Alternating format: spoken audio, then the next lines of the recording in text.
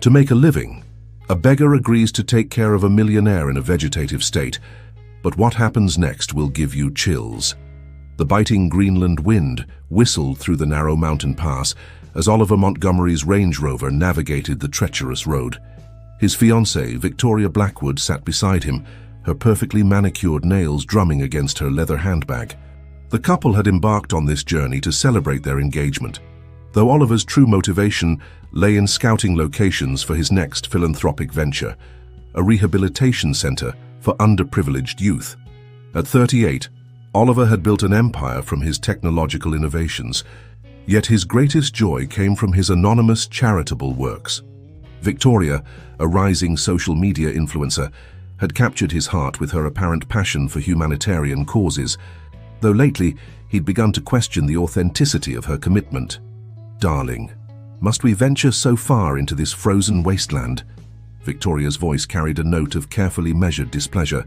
The Four Seasons in Reykjavik has a simply divine spa package. Oliver's steel-grey eyes remained fixed on the road ahead. "This location has potential, Victoria. Imagine the impact we could have here. A place where young people could discover their strength through nature's challenges." Victoria's response was lost in a sudden rush of movement above them. Oliver's trained eye caught the impending danger first.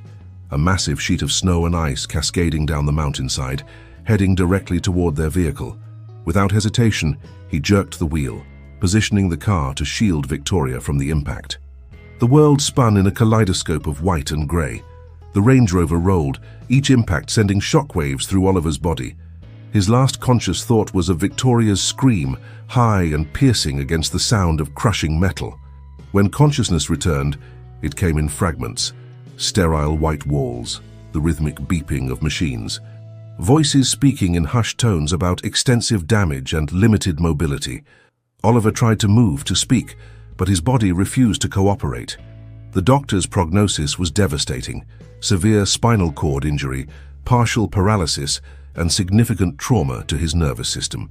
Victoria's visits became a parade of designer outfits and performative concern. She filled the silence with chatter about social media followers and brand deals, while Oliver remained trapped in his own body, unable to express the turmoil within. The doctors spoke of potential recovery, but the road ahead seemed insurmountable. "We need to consider long-term care options," Victoria announced one afternoon, her voice carrying the rehearsed quality he'd come to recognize. "I've been researching care facilities, but then I had the most brilliant idea. We could hire a private carer, someone to handle all the unpleasant details." Oliver wanted to object, to tell her that what he needed was a partner, not a paid substitute. But his condition limited his communication to small movements and basic signals. He watched as Victoria took his silence as agreement, already scrolling through her phone to make arrangements. The following weeks brought a parade of potential carers, each more qualified and impersonal than the last. Victoria rejected them all, citing trivial concerns about their appearances or backgrounds, until one rainy Tuesday morning, when Emma Clark walked into his room. Emma stood out immediately, not for her credentials, but for her quiet dignity, despite her worn clothes and obvious financial struggles. Her dark curls were pulled back in a practical bun, and her green eyes held a depth of understanding that caught Oliver's attention. Victoria, surprisingly, seemed almost relieved to hire someone who wouldn't overshadow her own carefully curated image. What no one knew then was that Emma's arrival would set in motion a chain of events that would challenge everything Oliver thought he knew about love, purpose, and the true meaning of healing. Chapter 2. Broken Walls. Emma Clark's first day as Oliver Montgomery's carer began with a storm, both literal and metaphorical. Her 14-year-old daughter, Sophie, had faced another difficult morning at school, where her status as the daughter of a homeless woman made her a target for cruel jokes and exclusion. "You don't have to take this job, Mum," Sophie had whispered that morning, her school uniform slightly too short after a recent growth spurt. "We can manage in the shelter a bit longer."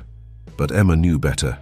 The temporary accommodation they'd secured at the women's shelter was coming to an end, and this position offered not just a salary, but accommodation in the staff quarters of Oliver's mansion.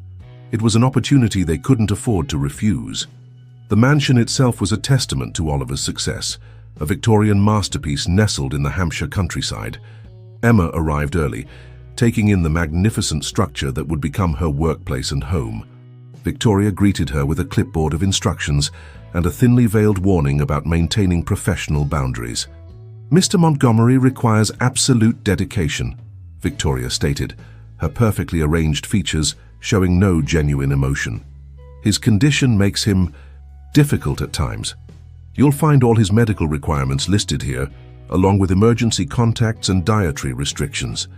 Emma nodded, already noting the distance in Victoria's voice when she spoke about her fiancé. The younger woman seemed more concerned with maintaining appearances than providing actual support to her injured partner. Oliver's suite occupied the entire east wing of the mansion's ground floor. Emma found him sitting in his wheelchair by the window, his once athletic frame now rigid with tension. His grey eyes met hers in the reflection, filled with a mixture of resignation and defiance. "Good morning, Mr. Montgomery," Emma began, keeping her voice gentle but matter-of-fact. "I thought we might start by reviewing your physiotherapy routine together." Oliver's response was a barely perceptible shake of his head. Emma noticed how his fingers twitched against the wheelchair's armrest, a sign of his frustration at his limited communication. "I understand your reluctance," she continued, moving to face him. "But I learned quite a bit about physiotherapy from my mother. She believed in combining traditional techniques with emotional healing. Would you be willing to try something different?" The mention of her mother's influence sparked something in Oliver's eyes, the first genuine interest she'd seen. Emma began explaining her approach, demonstrating gentle stretching techniques while sharing stories about her mother's work with injured veterans. As she worked, Emma noticed details about Oliver that his medical charts hadn't captured, the way his eyes followed movements in the garden outside, how his breathing changed when she mentioned art therapy, the collection of architectural magazines hidden beneath medical journals on his bedside table. Their first breakthrough came unexpectedly. While demonstrating a hand exercise, Emma accidentally knocked over a stack of papers. Among them was a sketch, beautiful and precise, of a building design. Oliver's eyes widened in panic, but Emma simply picked it up and studied it with genuine appreciation. "This is remarkable," she said softly. "The integration of natural light with the structural elements. Was architecture your passion before?" Oliver managed a slight nod, and for the first time, Emma saw a glimmer of something beyond pain in his expression. She spent the next hour showing him various hand-strengthening exercises that could help him regain some drawing ability, no matter how limited. That evening, as Emma settled Sophie into their new quarters, her daughter noticed something different about her mother. "You seem hopeful, Mum," Sophie observed, unpacking her few belongings. Emma smiled, thinking of the small victory she'd achieved that day. "Sometimes, Sophie, the strongest people are the ones who need the most gentle handling. Mr. Montgomery reminds me of the butterfly your class raised last term. You can't rush the emergence from the cocoon, or you'll damage the wings." What Emma didn't say was how much she recognized in Oliver's eyes, the same determination she'd seen in her own reflection during their darkest days on the streets. It was the look of someone who hadn't given up, just forgotten how to begin again. Chapter 3. Hidden Talents. The autumn rain painted streaks across the mansion's windows as Sophie wandered through its vast corridors after school. 3 weeks had passed since she and her mother had moved into the staff quarters, and she'd gradually begun to find comfort in the building's quiet grandeur. Today, however, she carried a weight heavier than her school bag, another day of subtle jabs and exclusion from her classmates. She found herself drawn to Oliver's wing, where she often heard her mother's gentle voice mixing with classical music during their therapy sessions. The door was ajar, and she glimpsed Oliver alone, struggling with a pencil, his frustration evident in the tension of his shoulders. "Mr. Montgomery." Sophie's voice was barely above a whisper. "Would you like some help?" Oliver's eyes met hers, surprised but not unwelcoming. Sophie approached cautiously, noting the architectural sketch he was attempting to modify. Without waiting for permission, she pulled up a chair. "Mum says you're an architect. We're studying technical drawing in art class," she offered, reaching for a spare pencil. "Maybe we could practice together." A subtle shift in Oliver's expression, something between amusement and curiosity, gave her the courage to continue. Sophie began sharing her own struggles with perspective drawing, demonstrating what she'd learned in class. To her surprise, Oliver managed to make small adjustments to her technique using his limited mobility. When Emma returned from preparing Oliver's medications, she found them absorbed in their impromptu art lesson. Sophie was chattering about her art teacher's passion for Gothic architecture, while Oliver used small hand movements to indicate corrections to her drawing. "Sophie," Emma started, concerned about overstepping boundaries, but Oliver's expression stopped her. There was a lightness in his features she hadn't seen before. That evening, Victoria swept in for her weekly visit, designer handbag swinging. She paused at the sight of Sophie's drawings scattered across Oliver's desk. "What's all this?" she asked, her tone carrying a note of displeasure. "Sophie's been helping Mr. Montgomery with his physiotherapy through art," Emma explained, watching Victoria's perfectly manicured fingers gather the papers with barely concealed disdain. "How quaint," Victoria replied. "Though I hardly think child's play qualifies as proper therapy. Oliver needs professional rehabilitation, not amateur hour." Sophie, who had entered with fresh water for Oliver's medications, froze in the doorway. Oliver's monitor began beeping more rapidly, his hands clenching in obvious distress. Emma stepped forward, her voice firm but professional. "Art therapy is a recognized form of rehabilitation, Miss Blackwood, and Sophie's presence has had a positive effect on Mr. Montgomery's progress." Victoria's response was cut short by a sharp sound from Oliver, the closest to a voice they'd heard from him. His eyes were fixed on Sophie's drawings, then on Victoria, his meaning clear. Later that night, Emma found Sophie in their quarters, sketching furiously in her notebook. "He defended me, Mum," Sophie said without looking up. "No one except you has ever done that before." Emma sat beside her daughter, noting the careful architectural lines taking shape on the page. "Sometimes people surprise us, love. Mr. Montgomery sees something in you that others at school are too blind to notice." What Emma didn't mention was how Oliver's reaction had revealed something crucial. His mind was as sharp as ever, trapped though it was in an uncooperative body. She'd noticed how his eyes followed their conversations, how he responded to complex ideas, despite his limited ability to communicate. As she helped Sophie prepare for bed, Emma's thoughts turned to the locked room she'd glimpsed at the end of Oliver's wing.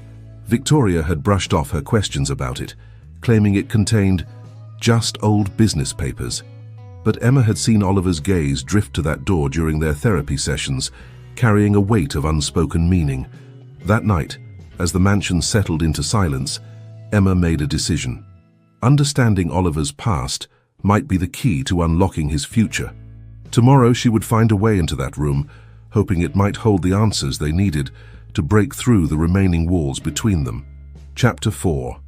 Paper Trails. The locked room yielded its secrets on a quiet Sunday morning when Victoria was away at a charity brunch. Emma had discovered the key hidden behind a loose panel in Oliver's desk, a discovery made while cleaning, or so she told herself to ease her conscience. The room itself was a revelation. So unlike the sterile medical environment that now dominated Oliver's wing, this space breathed with life and purpose. Architectural drawings covered the walls, but it was the filing cabinet in the corner that caught Emma's attention. Inside, she found folders filled with documentation of anonymous donations, carefully planned charitable projects, and correspondence with various humanitarian organizations. Each folder told a story of lives changed through Oliver's quiet generosity. A women's shelter in Manchester, a youth rehabilitation centre in Glasgow, a medical clinic in Leeds. All funded anonymously, all managed through a complex network of shell companies designed to keep his involvement hidden. Emma's hands trembled as she read through the papers. The Oliver Montgomery she'd come to know through these documents was a far cry from the tech millionaire portrayed in the press. He was something else entirely, a silent guardian for those society had forgotten. A soft sound at the doorway made her turn. Oliver sat in his wheelchair, watching her with an unreadable expression. Instead of guilt, Emma felt a surge of understanding. "This is why you were in Greenland, wasn't it?" she asked softly. "You weren't just on holiday. You were planning another project." Oliver's slight nod confirmed her suspicion. Emma moved to kneel beside his wheelchair, spreading out the documents she'd found. "These projects, they're extraordinary. But why keep them secret?" Using their developed system of communication, blinks and small hand movements, Oliver managed to convey his message. True charity, he believed, shouldn't be about recognition. Their moment of understanding was interrupted by Sophie's arrival. She burst into the room, excitement radiating from her face, only to stop short at the sight of the papers strewn across the floor. "Mum, I've been looking everywhere for you. I wanted to show you my new drawing, but—" Her voice trailed off as she took in the room's contents. "What is all this?" Emma glanced at Oliver, who gave a slight nod of permission. As they showed Sophie the documents, explaining Oliver's secret philanthropic work, the young girl's eyes grew wide with understanding. "That's why you were interested in my drawings of the youth center," Sophie realized. "You're planning to build one yourself, aren't you?" Oliver's expression softened, and he managed to move his hand toward a particular folder. Inside, they found preliminary plans for a combined arts and rehabilitation center designed to provide therapy and creative outlets for young people facing physical and emotional challenges. The discovery sparked something in Sophie. She pulled out her sketchbook, showing Oliver her latest drawings, designs for a community art space she'd imagined during her lonely lunches at school. Maybe we could combine our ideas," she suggested tentatively. As Emma watched them pore over the drawings together, she realized they'd crossed a threshold. The locked room had revealed more than just Oliver's past. It had given them a glimpse of a possible future. That evening, as Emma updated Oliver's medical charts, she noticed subtle improvements in his condition. His hand coordination had shown marked progress, and his ability to maintain focus had increased significantly. She wondered if having a sense of purpose again was proving to be its own form of therapy. However, their peaceful moment of discovery was about to be shattered. Emma didn't know it yet, but Victoria had left the charity brunch early, and she was already on her way back to the mansion. In her designer handbag was a document that would threaten everything they'd begun to build, a legal petition for control of Oliver's estate. Chapter 5: Storm Clouds. Victoria's heels clicked against the marble floors of the mansion with military precision. The legal documents in her handbag felt heavy with purpose as she made her way to Oliver's wing. She'd spent weeks preparing this move, consulting with lawyers who specialized in cases involving diminished capacity. The scene she encountered stopped her in her tracks. Oliver sat in his wheelchair by the window, Sophie perched beside him with a sketchbook, while Emma adjusted his physical therapy equipment. The three of them formed a tableau of domestic tranquility that made Victoria's perfectly painted lips twist into a frown. "Oliver, darling," she announced her presence with practiced sweetness, "I need to discuss something rather important with you, in private."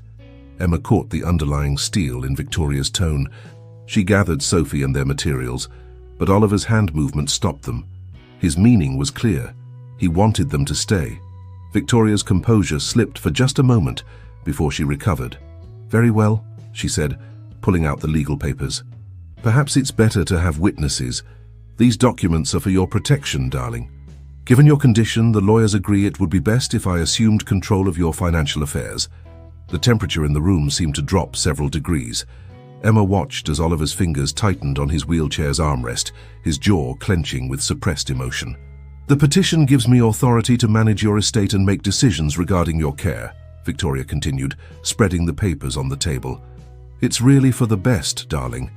You're in no condition to handle such complex matters."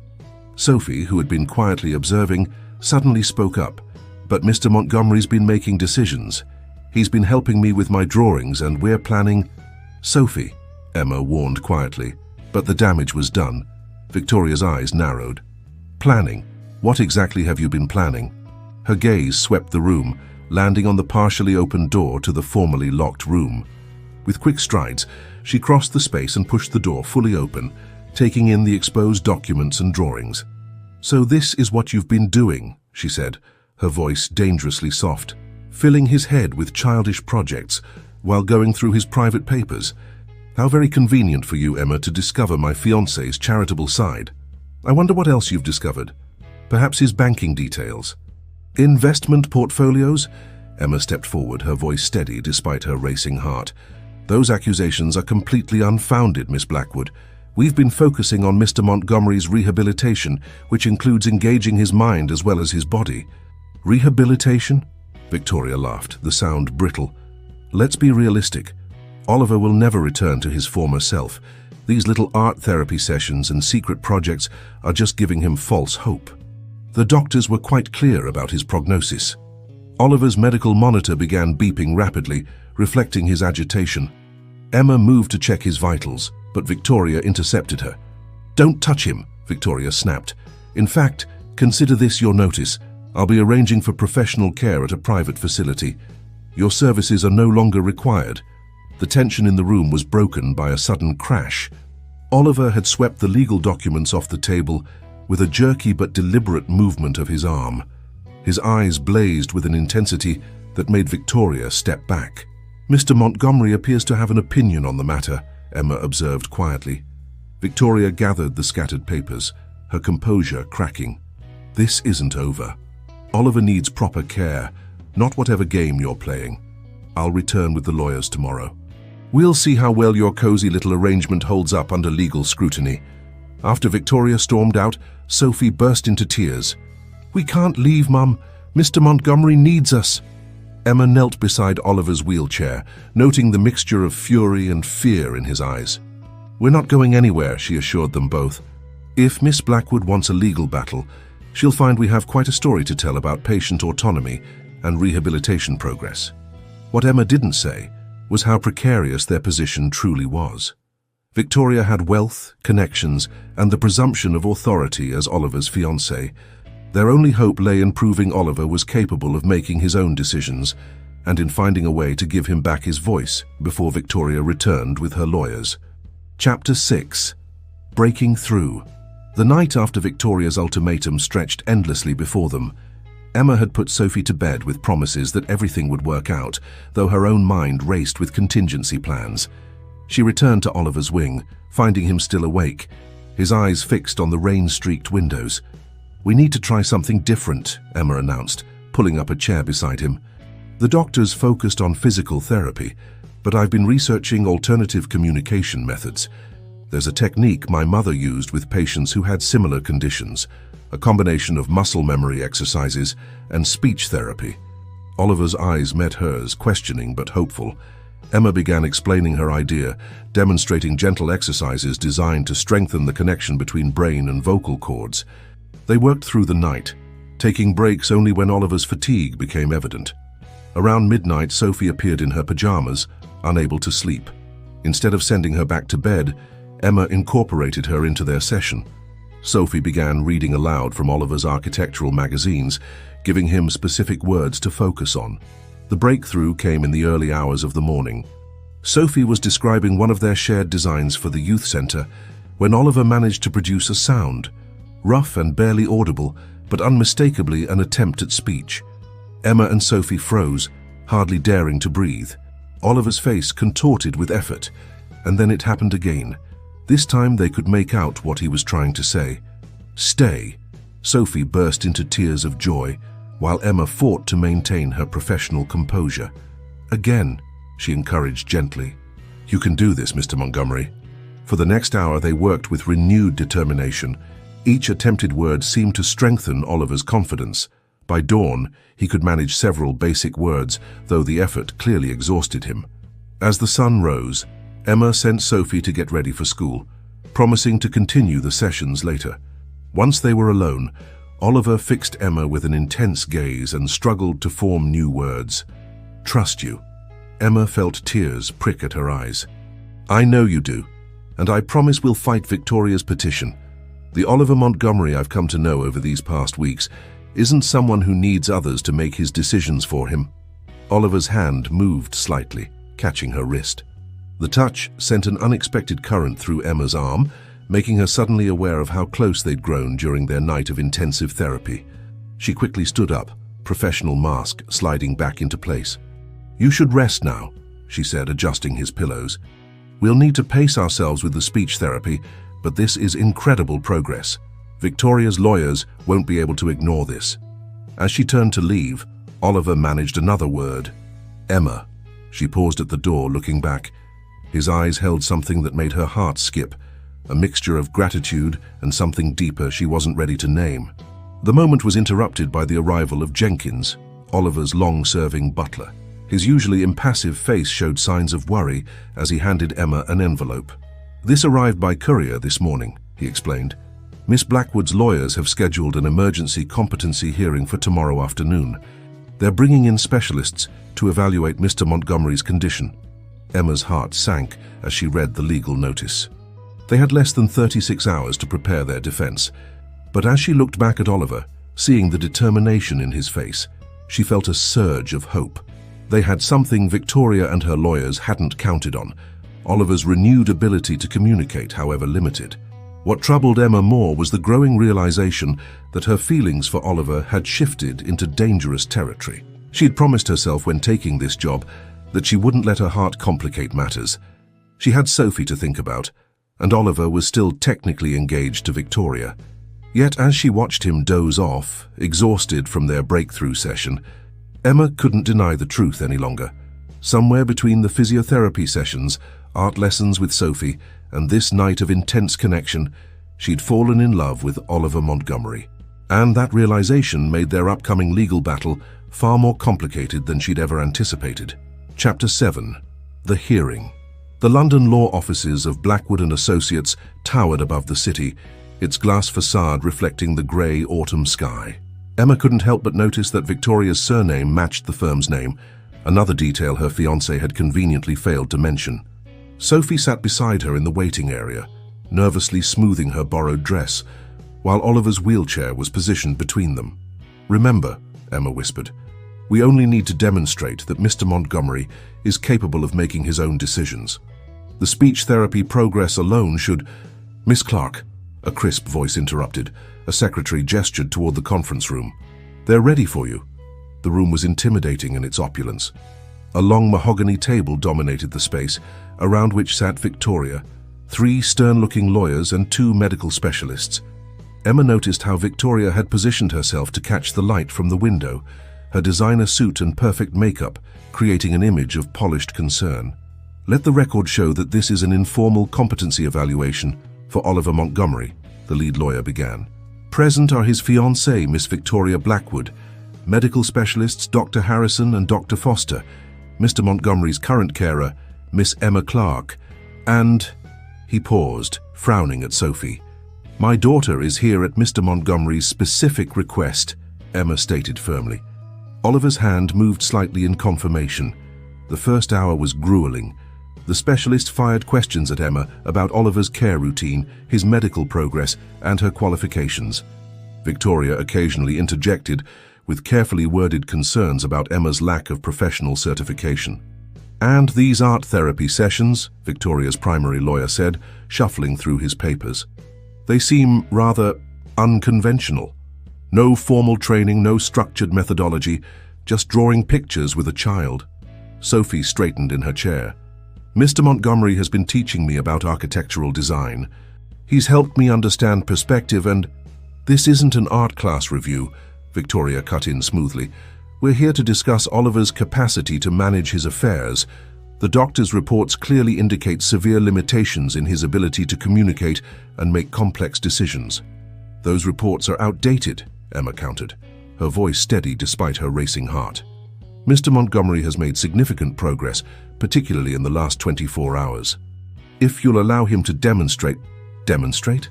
Victoria laughed softly. "Emma, dear, I know you mean well, but we must be realistic.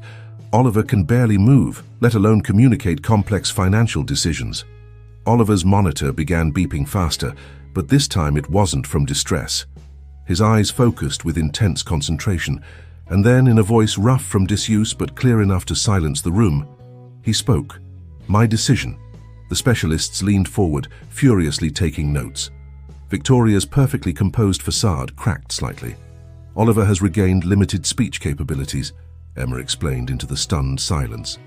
"It's still difficult and requires great effort, but with continued therapy—" "One word hardly constitutes meaningful communication," Victoria's lawyer interrupted. "And given Miss Clark's obvious emotional investment in this situation, we have to question whether—" "Plans," Oliver forced out another word, his hand moving toward the portfolio Sophie carried. The young girl quickly opened it, revealing the detailed drawings and documents they'd prepared. For the next 30 minutes, through a combination of newly recovered speech, hand signals, and Sophie's careful interpretation, Oliver presented his vision for the Youth Rehabilitation Center. The drawings showed a remarkable collaboration between his architectural expertise and Sophie's fresh perspective.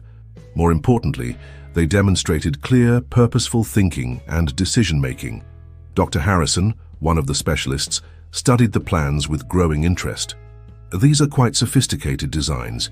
The integration of therapeutic spaces with artistic elements shows considerable forethought. Mr. Montgomery, can you explain the reasoning behind the central courtyard design? Oliver worked through the explanations slowly, each word a victory. Emma watched the room's atmosphere shift as Oliver continued to demonstrate not just basic communication, but complex, nuanced thinking. Victoria sat very still, her knuckles white against her designer handbag. When Oliver finished his explanation, she stood abruptly. "I need to confer with my lawyers," she announced, in private. As they filed out, leaving Emma, Sophie, and Oliver alone in the conference room, Sophie squeezed Oliver's hand. "You were brilliant," she whispered. Emma noticed Oliver's exhaustion and moved to check his vitals, her hand brushing against his shoulder. He caught her fingers with a small movement, and their eyes met. In that moment, something unspoken passed between them, something that made Emma's heart race for reasons entirely unrelated to the stress of the hearing. What none of them realized was that Victoria, watching through the conference room's glass wall, saw this exchange. Her expression hardened as she turned to her lawyers, pulling a new set of documents from her bag. The hearing wasn't over yet, and Victoria Blackwood had one more card to play. Chapter 8. Revelations. When Victoria returned to the conference room, she carried herself with renewed confidence. Her lawyers distributed new documents to everyone present, their expressions carefully neutral. "While Oliver's progress is certainly impressive," Victoria began, her voice carrying a note of practiced sympathy, "there are other concerns we need to address. Specifically, the matter of Miss Clark's professional conduct." Emma felt her stomach drop as she scanned the documents before her. They were printouts of her employment history, including the gaps when she and Sophie had been homeless, along with financial records showing her desperate circumstances before taking the position with Oliver. "These records paint a concerning picture," Victoria's lawyer continued. "A series of short-term positions, periods of unemployment, no fixed address. Hardly the stable background one would want in a person responsible for a vulnerable patient's care." Sophie's face flushed with shame and anger, but Emma placed a steadying hand on her shoulder. "My circumstances before taking this position were difficult, yes, but they have no bearing on the quality of care I've provided." "Perhaps not," Victoria conceded. "But there's more." She produced another document with a flourish. "We've discovered that Miss Clark has been offered a position at the Royal London Rehabilitation Centre, a prestigious role with significant financial benefits. Yet she hasn't informed Mr. Montgomery of this opportunity. One might question her motives for staying, given the obvious advantages of moving on." Oliver's head turned sharply toward Emma, question and hurt evident in his expression. Emma felt her professional composure cracking. "I received the offer 3 weeks ago," she admitted quietly. "I intended to discuss it with Mr. Montgomery once we'd dealt with the more pressing matter of this hearing." "How convenient," Victoria smiled. "And the fact that my fiancé's estate would be worth considerably more than a rehabilitation center salary had nothing to do with your decision to stay." Before Emma could respond, Sophie stood up, her voice trembling but clear. "You don't know anything about us. My mum works harder than anyone I've ever met. She learned all those therapy techniques because she spent every free moment at the library studying while I did my homework. She takes extra shifts at the cafe near my school just so I can have proper uniforms. She's not after anyone's money." "Sophie, please," Emma tried to interrupt, but her daughter wasn't finished. "And you want to know why she didn't take that job? Because she couldn't bear the thought of leaving Mr. Montgomery with someone who might treat him like he's broken. She sees him as a person, not a project or a bank account." The room fell silent. Oliver's monitor showed elevated readings, but his eyes were clear and focused. With visible effort, he formed words. "Trust Emma, my choice." Victoria's composure slipped. "Oliver, darling, you can't possibly—" "Not yours," Oliver continued, each word deliberate and strong. "No control." Dr. Harrison cleared her throat. "Speaking from a medical perspective, Mr. Montgomery is demonstrating clear decision-making capacity. His choice of care provider, while unconventional, appears to be producing positive results. Furthermore," Dr. Foster added, reviewing his notes, "the progress shown in both physical and speech therapy under Miss Clark's care is remarkable. These results, combined with the evidence of complex project planning we've seen today, suggest Mr. Montgomery is fully capable of managing his own affairs. Victoria stood suddenly, her carefully constructed facade crumbling. This is absurd. Oliver, we had plans. All our social connections, our public image. Image, Oliver repeated, his voice carrying a new strength. All you want. The truth of those words seemed to hang in the air. Victoria looked around the room, at the lawyers who had begun shuffling their papers uncomfortably, at the doctors making notes that would officially declare Oliver competent, at Sophie, who met her gaze without flinching. Finally, she looked at Emma, who sat quietly beside Oliver, her hand still resting protectively near his on the wheelchair's armrest. In that moment, Victoria saw what she had perhaps known for weeks but refused to acknowledge: the gentle intimacy between them, the trust and understanding that went far beyond a professional relationship. "Well," Victoria said, gathering her handbag with trembling hands, "I suppose that concludes our business here." She paused at the door, her voice dropping to a whisper only Emma could hear. He was never really mine to lose, was he? As Victoria's heels clicked down the hallway for the last time, Emma felt the tension drain from her shoulders. But new questions pressed in. The job offer she'd hidden, the feelings she couldn't deny any longer, the uncertain future ahead of them. Oliver's hand moved slightly, catching her attention. His eyes held no accusation about the hidden job offer, only understanding and something warmer that made her breath catch. "Stay?" he asked, the question carrying more weight than its simple syllable suggested. Emma looked at Sophie, who nodded encouragingly, then back at Oliver. The answer had really been decided weeks ago, in all the small moments that had brought them to this point. "Yes," she said softly, "we'll stay." Chapter 9. New Horizons. The weeks following Victoria's departure brought subtle changes to the mansion. Oliver's wing gradually transformed from its clinical atmosphere into a warm, creative space. Architectural drawings and Sophie's artwork adorned the walls, while the previously locked room became their informal project headquarters. Oliver's speech continued to improve, though he still struggled with longer sentences. His physiotherapy sessions with Emma now incorporated more advanced exercises, and his hand coordination showed remarkable progress. Most evenings found the three of them gathered in his study, working on plans for the Youth Rehabilitation Center. "The Planning Commission meets next month," Emma mentioned one evening, sorting through permit applications. "Jenkins has been invaluable in handling the paperwork, but they'll want to hear from you directly, Oliver." Oliver nodded, determination evident in his expression. "We'll speak," he assured them, his voice stronger than it had been during the hearing. "Show them. Everything." Sophie looked up from her homework, excitement brightening her features. "Could we present the art therapy program too? Sarah from my art class asked about it, and her mum works with troubled youth." The mention of Sophie's classmates brought a smile to Emma's face. The change in their circumstances had affected Sophie's school life dramatically. Her newfound confidence, combined with her emerging artistic talents, had begun to earn her genuine friendships. "Of course," Oliver managed, his eyes warming as he watched Sophie sketch. The girl had become more than just his carer's daughter. She was his student, his inspiration, and in many ways, the bridge that had helped him reconnect with his passion for creating spaces that could change lives.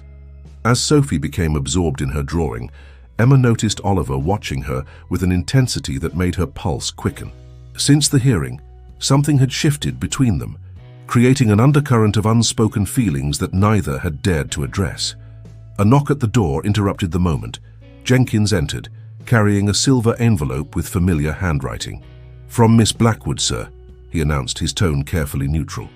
Emma felt her heart sink as Oliver accepted the envelope. Despite Victoria's dramatic exit from their lives, part of her had feared this wasn't truly over. She watched anxiously as Oliver opened the letter, his expression unreadable. To everyone's surprise, he began to laugh, a rough, unpracticed sound, but genuine. He handed the letter to Emma, who read it aloud. "Dearest Oliver, through recent reflection, I've realized our engagement was built more on mutual convenience than genuine connection. Your accident didn't end our relationship, it merely revealed its superficiality. I've accepted a position with a women's empowerment organization in New York, perhaps helping others find their independence, will teach me something about authentic relationships. The papers enclosed will formally dissolve our engagement and remove my name from any legal documents concerning your estate. I hope you'll find the happiness you deserve with someone who sees you as I never did. With sincere wishes, Victoria." Silence filled the room as the letter's implications sank in. Sophie was the first to speak, her teenage directness cutting through the tension. "So, she's actually being nice." Emma studied the legal documents attached to the letter. Everything appeared straightforward, a clean break with no hidden complications. "It seems she is," Emma replied somewhat wonderingly. Oliver's hand found hers on the arm of his wheelchair.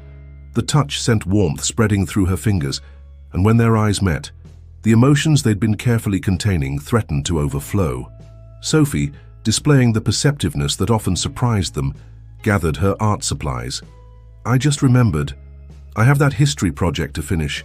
In my room, where I should definitely be. Right now." As their daughter's footsteps faded down the hall, Emma realized she'd thought of Sophie as their daughter, not just hers. The realization should have frightened her, but instead it felt right. "Emma," Oliver said softly, his voice carrying more strength than she'd ever heard, "need to tell you." But before he could continue, Jenkins reappeared at the door, his usual composure shaken. "Sir, I apologize for the interruption, but there's an urgent call from the Planning Commission. There's been a complaint filed against the Rehabilitation Center project. Someone with considerable influence is attempting to block the permits." Emma felt Oliver's hand tighten on hers. They'd come so far, overcome so much, only to face a new threat to their dreams. Yet as she looked at Oliver, she saw not defeat, but determination in his eyes. Whatever this new challenge was, they would face it together. What worried her more was what Oliver had been about to say before Jenkins's interruption. The intensity in his eyes had suggested something important, something that could change everything between them. Now, with this new crisis looming, would they ever find the right moment to acknowledge what they both felt? As if reading her thoughts, Oliver squeezed her hand gently. "Later," he promised, his voice soft but certain. "When ready." Emma nodded, pushing aside her personal feelings to focus on the immediate challenge. They had a project to save, and somewhere out there an unknown opponent working to destroy everything they'd built together. Chapter 10. Hidden Opposition. The identity of their opponent emerged during a tense meeting with the Planning Commission. Charles Blackwood, Victoria's father, sat among the commissioners, his grey eyes carrying the same calculated coolness his daughter had often displayed. "The proposed location," he was saying, "falls within a historically significant area. The architectural plans, while interesting, fail to consider the preservation guidelines established by the Heritage Council." Emma watched Oliver's fingers tap against his wheelchair's armrest, not from anxiety, but from growing anger. They'd spent weeks ensuring their plans met every guideline, every regulation. This opposition wasn't about preservation, it was personal. "If I may," Emma stepped forward, spreading out their documentation. "Our plans actually incorporate elements of the original Victorian architecture. The renovation preserves the historical facade while adapting the interior for modern therapeutic needs." Sophie, who had insisted on attending despite it being a school day, added her voice. "We've designed special art spaces that highlight the original windows and archways. It's like giving the building a new purpose while honoring its past." Charles Blackwood's expression remained impassive, but Emma caught a flicker of something in his eyes when Sophie spoke. Recognition, perhaps, of the passion and thought behind their project. "The committee will need time to review these additional materials," he announced. "However, there are other concerns. The proposed art therapy program lacks traditional medical credentials. We must consider liability issues." "Credentials?" Oliver's voice, stronger now after weeks of therapy, carried across the room. With careful deliberation, he continued, "Show them, Sophie." Sophie nervously approached the commissioners, carrying a large portfolio. Inside were before and after photographs of Oliver's progress, alongside documentary evidence of their therapeutic art sessions. But more compelling were the letters, dozens of them from parents of Sophie's classmates, local youth workers, and community members, all supporting the project. "These young people," Oliver spoke again, each word chosen with care, "need more than traditional methods, need hope, purpose, As the commissioners reviewed the materials, Emma noticed Charles Blackwood studying Oliver intently. The older man's facade cracked slightly, revealing something like reluctant admiration. During the committee's deliberation break, Charles approached their table. "Victoria told me about the hearing," he said quietly. "About your progress, Oliver. I didn't believe her." Oliver met his former almost father-in-law's gaze steadily. "People change," he managed, "when given chance." Charles glanced at Emma and Sophie, then back to Oliver. "Yes," he said thoughtfully, "they do." Without another word, he returned to the commissioners' table. When the committee reconvened, their decision was unexpected. Charles Blackwood himself announced that the project would receive conditional approval pending some minor adjustments to the historical preservation elements. As they left the meeting, spirits high with victory, Emma noticed Oliver watching her with that same intense expression from the night before. They had saved the project, but there was still something unresolved between them, something that needed to be said. "Sophie," Oliver called softly, "show commissioners garden plans?" Sophie, catching his meaning immediately, grinned and hurried back into the meeting room with their additional drawings, leaving Emma and Oliver alone in the quiet hallway. "Emma," he began, his voice stronger than ever. "Yesterday." Interrupted. Important words. Emma's heart began racing as Oliver reached for her hand. The touch was deliberate, certain, carrying months of unspoken feelings. "When accident happened," he continued slowly, "lost everything. Purpose, hope." His fingers tightened on hers. "You, Sophie, gave back more, gave love." The word hung between them, heavy with meaning. Emma felt tears threatening to spill as Oliver pressed on, determination carrying him through each careful word. Not carer anymore, partner, family, if want. Before Emma could respond, Sophie burst back into the hallway, excitement overriding her usual perceptiveness. "Mum!" "Mr. Montgomery, they love the garden plans. They want to see more details about the therapeutic landscaping and—" She stopped abruptly, finally noticing their joined hands and emotional expressions. Oh, should I go back inside?" Oliver smiled at the girl who had become so dear to him. "Sophie," he said carefully, "need your opinion about family." Sophie's eyes widened as she understood the real question being asked. She looked between them, her face breaking into a radiant smile. "I thought you'd never ask. I mean, technically you haven't actually asked yet, but—" Emma laughed through her tears, squeezing Oliver's hand. "He was getting to that part, love." The hallway filled with their shared laughter, Oliver's rough but genuine, Sophie's bright and excited, Emma's soft and full of joy. They had faced opposition and overcome it together. Now, with their project secured and their feelings finally in the open, they could begin planning not just a rehabilitation center, but a future as a family. What none of them noticed was Charles Blackwood watching from the meeting room doorway, a gentle smile softening his usually stern features. Perhaps he thought his daughter had been right about changes and new beginnings. Chapter 11. Healing Steps. Spring arrived at the mansion, bringing with it new beginnings in more ways than one. The rehabilitation center's construction was well underway, its Victorian facade gleaming with fresh purpose. Inside Oliver's wing, an even more remarkable transformation was taking place. "Just a few more steps," Emma encouraged, her hands hovering near Oliver's waist as he gripped the parallel bars. Months of intensive physiotherapy had strengthened his upper body considerably, and now, with the help of innovative treatments and sheer determination, he was learning to walk again. Sophie sat at the end of the bars, sketching the scene before her. These moments of triumph had become part of her growing portfolio, a visual diary of their journey together. "You're doing brilliantly," she called out, her artist's eye capturing the determination in Oliver's expression. Each step was a battle, but Oliver's face showed no trace of defeat. "Wedding," he said, his speech now clear though still measured. Walking down aisle, Emma felt her heart flutter at the mention of their upcoming ceremony. The proposal had been simple but perfect. Oliver presenting her with an architect's drawing of their future home, complete with studios for both him and Sophie, and the words, "Will you build this life with me?" carefully printed at the bottom. "The invitations arrived this morning," Sophie mentioned, adding shading to her sketch. Jenkins is addressing them now. Even Mr. Blackwood's getting one. Charles Blackwood's transformation from opponent to supporter had surprised them all. After the Planning Commission meeting, he'd taken a genuine interest in the Rehabilitation Center project, offering his expertise in historical preservation and even suggesting additional funding sources. Oliver reached the end of the parallel bars, sweat beading on his forehead but satisfaction gleaming in his eyes.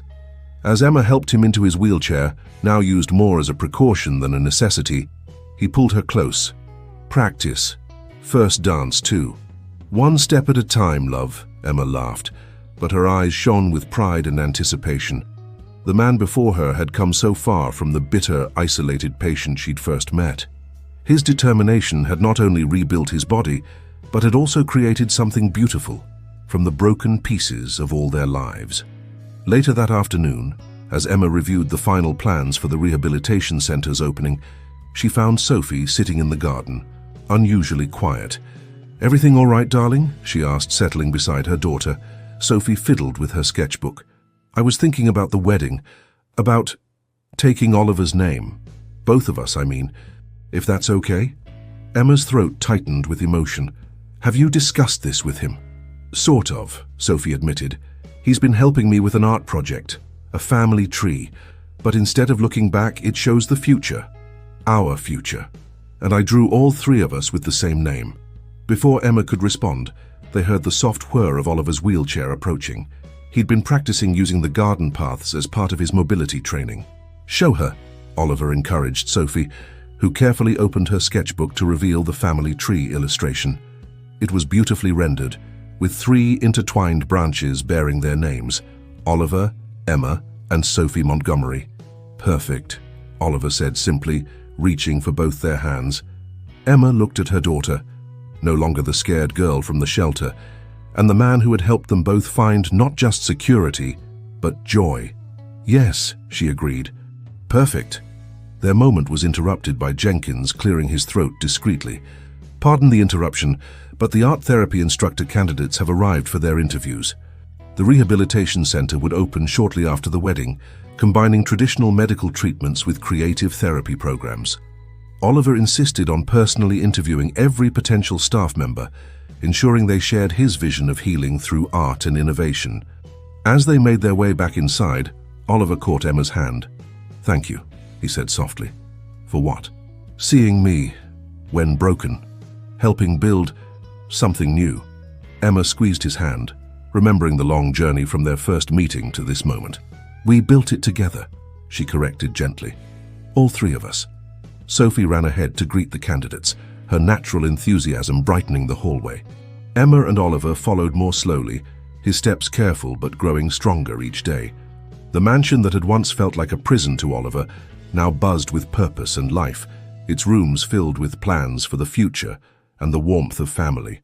That evening, as they reviewed applications and discussed interview feedback, Emma watched Oliver and Sophie bent over the desk together, their heads close as they examined portfolio samples. The scene struck her with its simple rightness. This little family they'd created, born from broken pieces and built with love, understanding, and unwavering faith in each other's strength. Chapter 12. Full Circle. The Rehabilitation Center's grand hall had been transformed for the wedding. Sophie's artistic vision had guided the decorations, combining elegant simplicity with clever nods to their shared journey.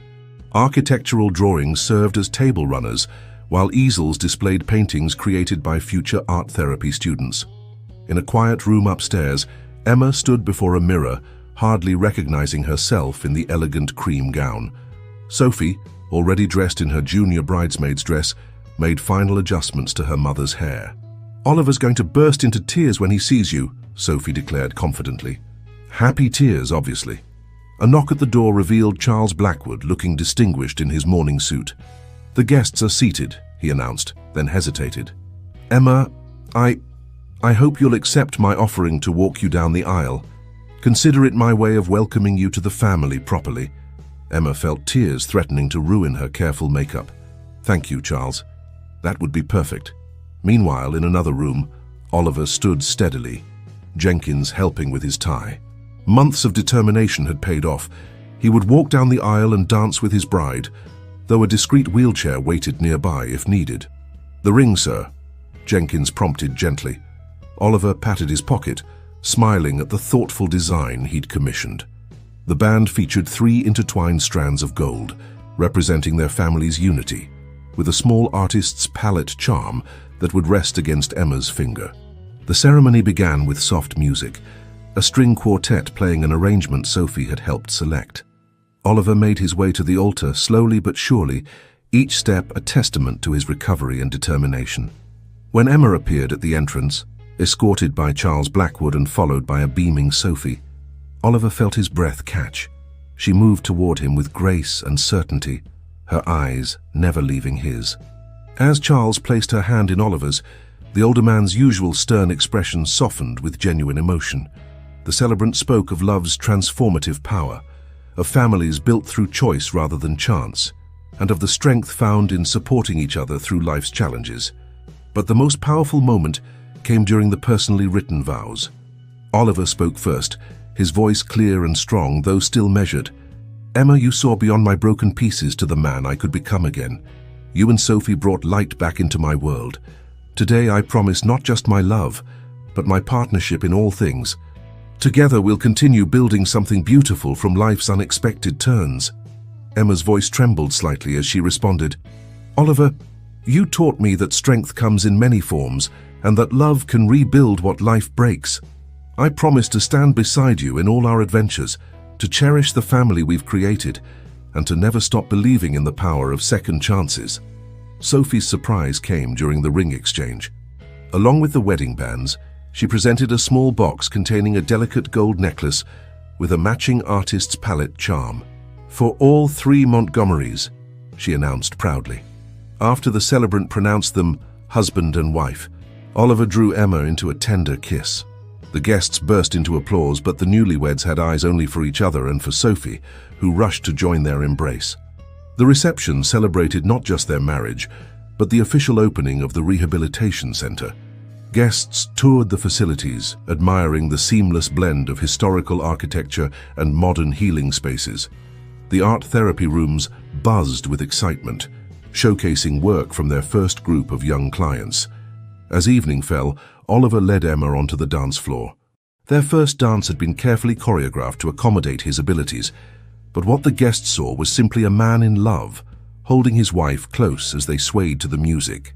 Sophie joined them halfway through, the 3 of them moving together in a dance that symbolized their journey from broken individuals to united family.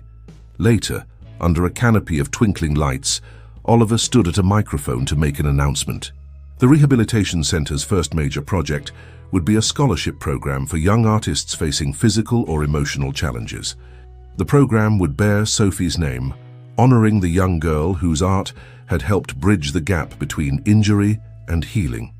As guests mingled and celebrated, Emma found a quiet moment with her new husband and daughter. They stood in the center's courtyard, admiring how the Victorian architecture glowed in the evening light. "Look what we built," Sophie said proudly, gesturing at the building and the happy crowds within. Oliver squeezed Emma's hand, his voice soft but full of joy. "No, darling. Look what we're building. This is just the beginning." Emma leaned into her husband's strength, drew her daughter close, and knew with absolute certainty that he was right. Their story hadn't ended with healing or even with marriage. It was continuing to unfold page by page, drawing by drawing, step by step, into a future bright with possibility and love. In the distance, a shooting star streaked across the summer sky, and Sophie made a wish. But looking at her parents, at the love and pride shining in their eyes, she realized she didn't need wishes anymore. Everything she'd ever dreamed of was right here. In this moment, in this family they'd built together,